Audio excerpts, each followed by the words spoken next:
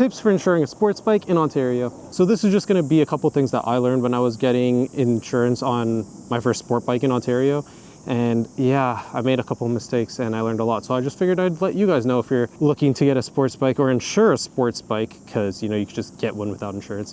But if you're looking to actually insure a sports bike in Ontario, here's a couple tips. Number one tip, move to Alberta, because apparently they got insane prices. But if you're not going to move to Alberta, in Ontario, if you really want to get a sports bike as your first bike, I'd highly recommend starting with the 300cc. I believe that some people can start on a 600 like skill wise and be fine, but for insurance purposes, insuring this as my first bike in Ontario, the best price I could get was $440 a month.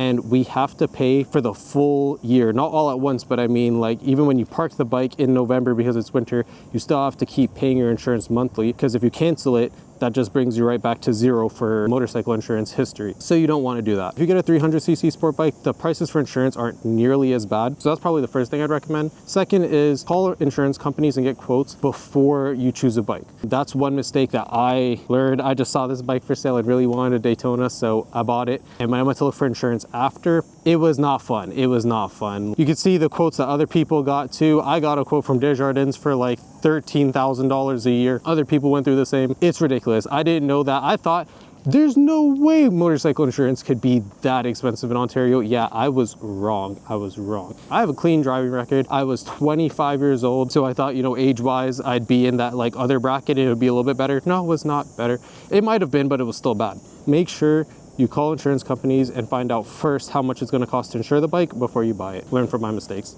But will not run. After hearing those tips, I still want to start on a 600. Another thing I'd suggest then, and if I could go back in time and do it differently, what I would do is I would get like an MT-07 and just start on a naked bike for the first year. At least it's a 600 or so. If you want to keep it more than that, you can keep it more, get more comfortable, learn to wheelie the shit out of that thing. Definitely do that. And then later on, even after 1 year of insurance history on the naked bike, insurance for a 600 sports bike is gonna be so much cheaper. So do yourself a favor. Don't insure a 600 as your first bike right away. That's just a couple things that I would do differently.